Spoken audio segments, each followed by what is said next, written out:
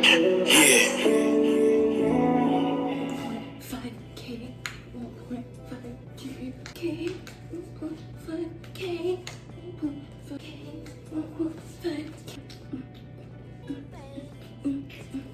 1.5K, 1.5K. That's insane. What? There are 1,500 people on this channel right now. That is crazy to me. That's insane. I just want to say a huge thank you to every single person who subscribed over the past week. It means so much to me, and I really hope that you can come on this journey with me as I educate myself about, you know, what's going on in Nigeria, as well as other areas of general knowledge. We're gonna have so much fun, and I'm super excited to share all of my little knowledge bubbles with you guys. If you are a returning subscriber, you already know I'm happy to have you back. We're gonna be talking COVID today, and there's so much to unpack within about 10-ish minutes, so I'm gonna go right into it. COVID day, hey.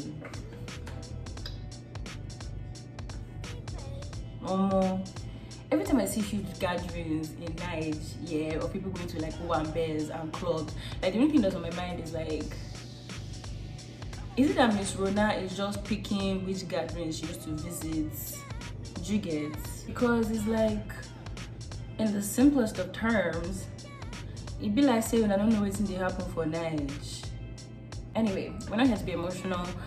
You know how we do on this channel. All the links to everything we talk about are going to be available in the description box below.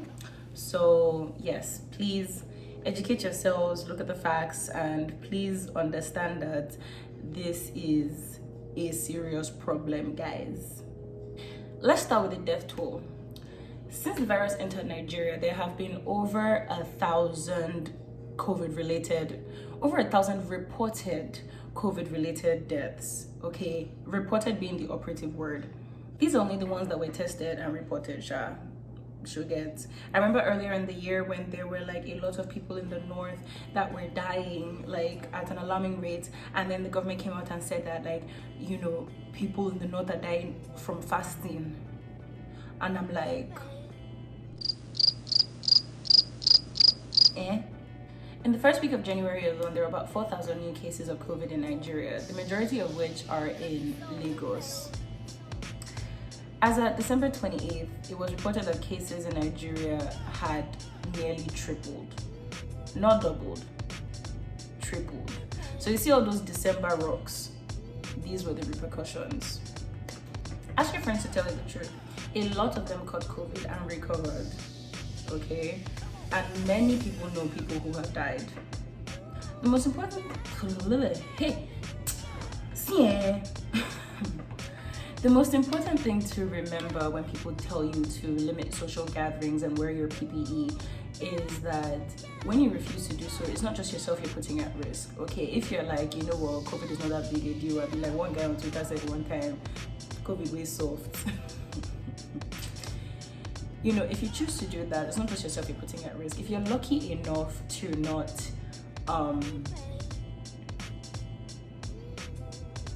if you're lucky enough to be asymptomatic, or you are lucky enough to have an immune system that's able to fight it, you know, as easily as possible, then, you know, that's fine and good.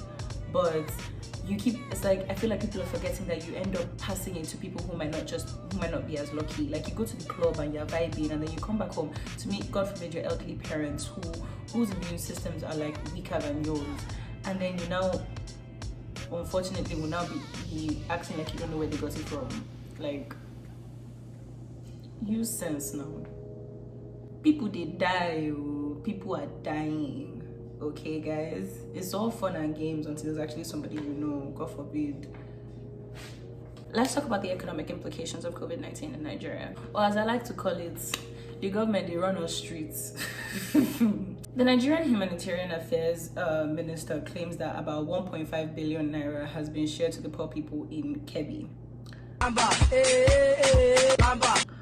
Now, I don't know a lot of people in Kebbi, but I feel like we all go to the same internet, right? We all go to the same social media, and like, I don't think I've ever seen one tweets from somebody in Kebbi saying, "Oh my man, they just stimulated my account," because they're claiming it's, you know, money.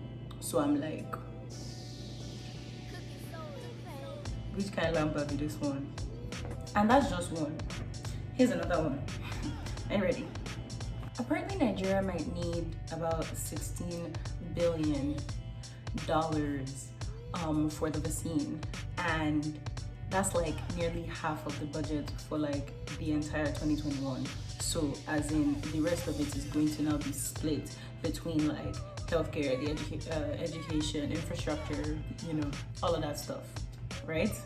You think that's bad? Let's keep going. Get this.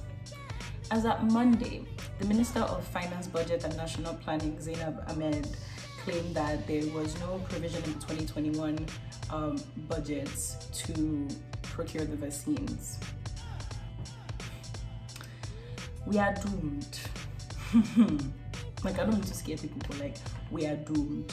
Like, we need half the budget to get the vaccines, and our ministers haven't even made a provision in the budget for the vaccines.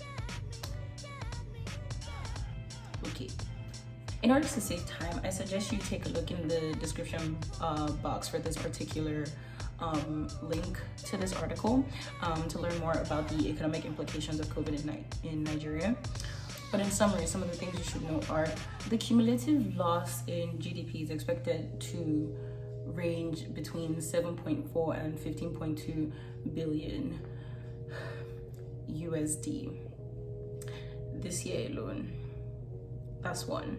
Another thing to note is that about 17 million more people fell into poverty during COVID in Nigeria. Keep in mind that Nigeria is currently the country with the highest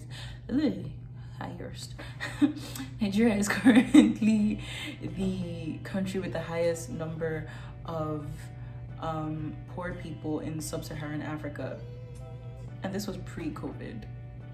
Like, imagine what it's gonna be like imagine the effects afterwards. Anyway, there's so many links in the description box for you to learn so much more about the economic implications of COVID, including the fact that central bank has claimed that the COVID-19 stimulus could reach about $2.7 billion. It's like there's all this money being talked about and being, you know, supposedly thrown around in the name of dealing with COVID in Nigeria. Meanwhile, nobody is feeling the effects of this money. Like, these people are using COVID as an excuse to embezzle,